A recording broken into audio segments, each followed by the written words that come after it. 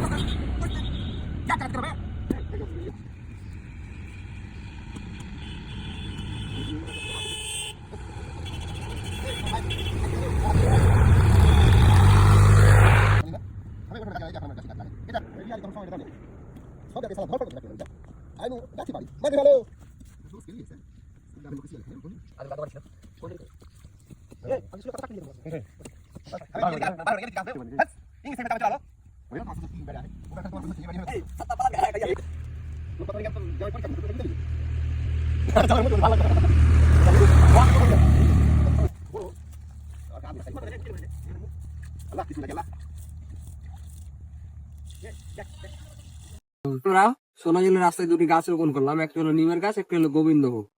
তো এখানে অনেক দেখলাম একটা লম্বা ফাঁকা জায়গা আছে, তো দুটা লাগালাম। পরবর্তীতে আমরা আরো 3-4টা গাছ লাগিয়ে এটা ফাঁকা জায়গাটা আমরা পূরণ করব।